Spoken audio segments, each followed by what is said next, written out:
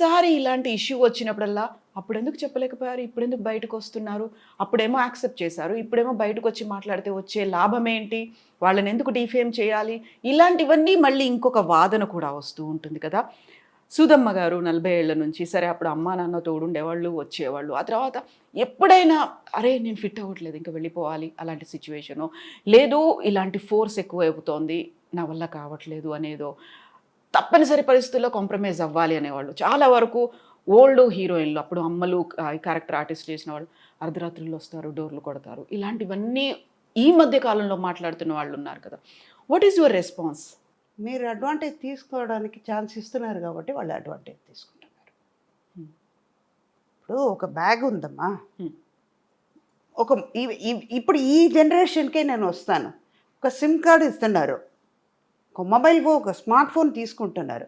దాంట్లో ఎంత కెపాసిటీ ఉందో అంత కెపాసిటీ మీరు పెట్టగలుగుతారు. కాంటాక్ట్స్ ఎన్ని ఉండాలో అంతే పెట్టగలుగుతారు. మెమరీ ఎక్కువైపోయిందని ఫీల్ మెమరీ చేసుకోదు. ఎక్కువైందని మీరేం చేస్తున్నారు? వార్నింగ్ ఇస్తుందని తెలుసుకుంటున్నారు కదా. ఆఫ్టర్ ఆల్ ఒక చెడిపోయే వస్తువుకు అది తెలుసున్నప్పుడు హ్మ్.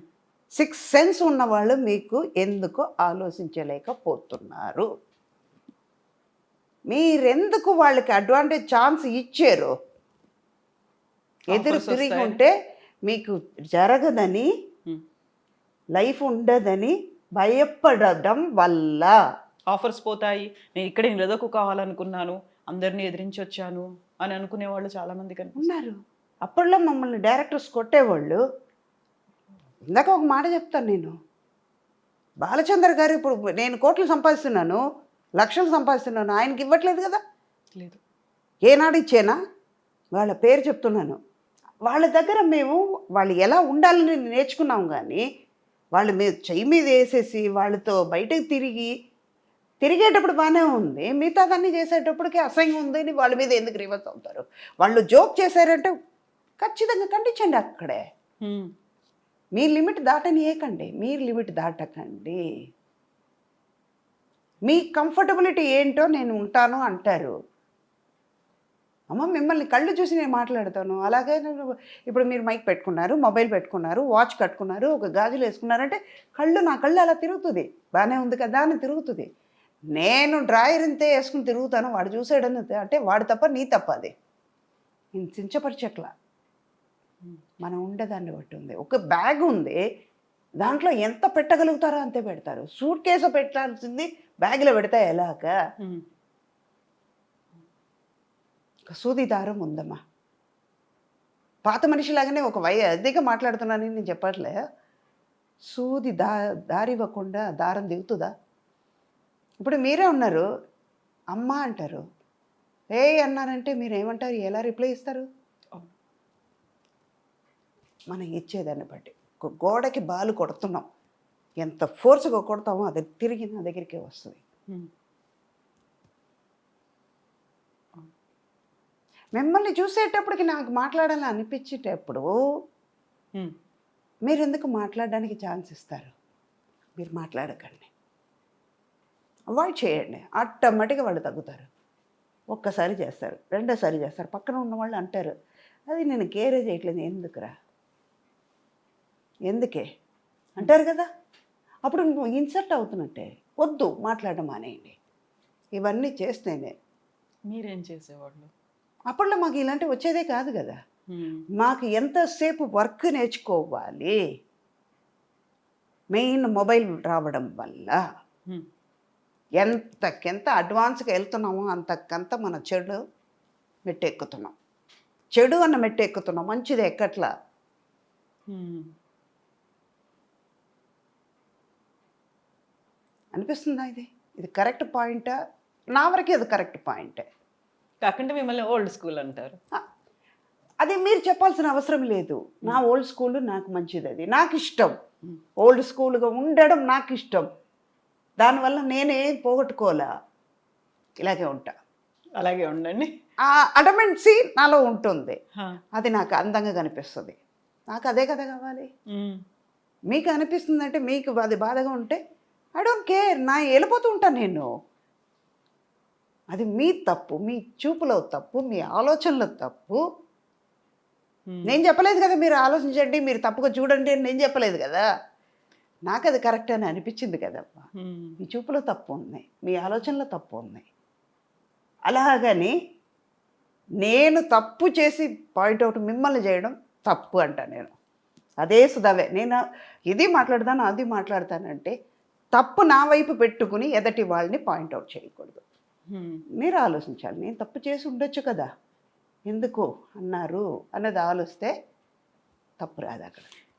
ఇన్ని చెప్పారు, మీరెందుకు అవకాశం ఇచ్చారు, మీరెందుకు ఇమ్మీడియట్గా రియాక్ట్ అవ్వలేదు, ఇవన్నీ చెప్పిన తర్వాత మీరెందుకు పక్కకి వెళ్ళిపోయలేదు, మీరెందుకు వాయిస్ ఇవ్వలేదు ఆ టైంలోనే అనుకున్నప్పుడు ఇవన్నీ మీరు మాట్లాడుతున్నారు అనుకుంటే యూజువల్గానే ఒక మహిళకి ఇంకో మహిళే కదా సహాయం చేయాల్సింది, మా వాయిస్ తనే కదా సపోర్ట్ చేయాల్సింది, వినాల్సింది. అలా కాకుండా ఏంటి మమ్మల్ని తప్పు పడుతున్నారేంటి సుధా గారు అన్న వాళ్ళకి ఏం చెప్తారు? అది వాళ్ళ మీద తప్పు ఉండుంటే ఎవరి మీద తప్పు అన్నదే ఆలోచించాలి ముందు.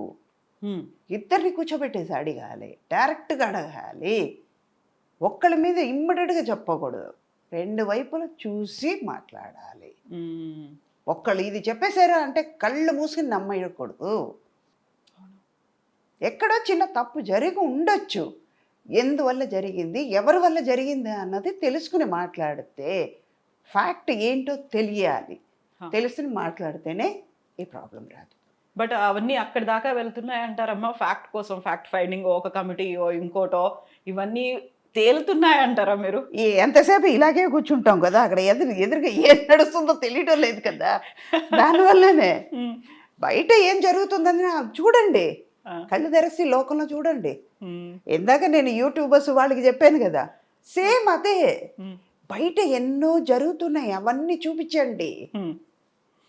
టాలెంటెడ్ కిడ్స్ ఎంతమంది, ఒక్కొక్క ప్రోగ్రామ్ వాళ్ళు పాడుతా తీయగల పిల్లలు ఏం పాడుతున్నారు, ఆ డాన్స్ ఏంటి, పిల్లలకి ఏం చేస్తున్నారు, ఆ టాలెంట్ మీరు ఎంకరేజ్ చేయండి, అది చూపించండి. ఎవడో ఏదో చేశారు, ఈవిడ ఇది చేస్తుంది, అదంతా ఎందుకు? ఇంకా మీరు మైండ్ పాడు చేసుకుని ఎదటి వాళ్ళ మైండ్ని పాడు చేయడం ఎందుకు అంట నేను. ఓకే, అది సపోర్ట్ చేయను అంటాను. ఇప్పుడు తప్పు ఎవరి మీద ఉంది? రాసేవాళ్ళ మీద తప్పు, వాళ్ళ ఆలోచన తప్పు అని పాయింట్అవుట్ చేస్తాను. అది తప్పు అంటాను, కానీ మంచిగా రాసేవాళ్ళని నేను తప్పు చెప్పట్లేదు కదా, అది కూడా చూడాలి కదా. ఒప్పుకుంటారా? ఇన్నేళ్ళు మీ అంతటా మీరే డబ్బింగ్ చెప్పుకోవడం, అన్ని లాంగ్వేజెస్లో మీరు చెప్పుకోవడం మోస్ట్ కష్టం అనిపించింది ఉంది అలా? నాకు కొంచెం మలయాళంలో అనిపించింది, నాలుక తిరగదు కదా. తమిళ్ సిమిలారిటీ ఉంటుంది. మొన్న ఈ మధ్య ఉపేంద్ర గారు నేను ఒక 7 లాంగ్వేజ్ మూవీ కబ్జా చేసాం. తెలుగు చేశాను, తమిళ్ చేశాను, కన్నడ చేయలేను. కన్నడలో డైలాగ్ నేను మాట్లాడాను. చంద్రు గారితో నేను అన్నాను, సార్ నాకు అది రావట్లేదు, కరప అంటుంది, నా వల్ల కాలేదు, అక్కడ డబ్బింగ్ పెట్టుకున్నాను. అమ్మ తెలుగు అంత బాగా మాట చెప్పారు కదమ్మా, అదే కదమ్మా అన్నారు. లేదు చంద్రు, నేను చెప్పలేకపోతున్నాను, మీరు డబ్బింగ్ పెట్టేయండి. అంటే మనకి కంఫర్టబుల్గా ఏది ఉందో ఒక ప్రోడక్ట్ని పాడు చేయకూడదు, అది వాళ్ళ బిడ్డ. వాళ్ళ బిడ్డని వాళ్ళ పిల్లల్ని మనం కొట్టడానికి హక్కు లేదమ్మా. అలాగే నా పిల్లల్ని కొట్టేటప్పుడు నేను ఎదురుస్తున్నాను కదా, వాళ్ళు ఎంత ఆనందంతో ఎంత కష్టపడి ఆ పిల్లల్ని పెంచి ఉంటారు, ఒక సబ్జెక్ట్ని ఎంత అందంగా రాసుకుని ఉంటారు, దాన్ని చెడగొట్టడానికి నాకేం పవర్ ఉంది? నాకు రాదు అని నేను ఓపెన్గా చెప్తే వేరే వాళ్ళు పెట్టుకుంటారు. నేను ట్రై చేశాను, రాలేదు, ఓపెన్గా చెప్పేశాను.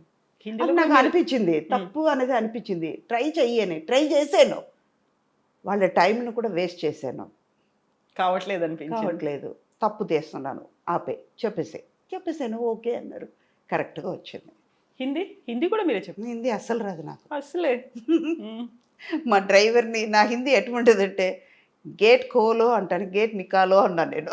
మధ్యాహ్నం మా వారు నవ్వారు, ఎక్కడ పెట్టాలో ఏమన్నావే అన్నారు.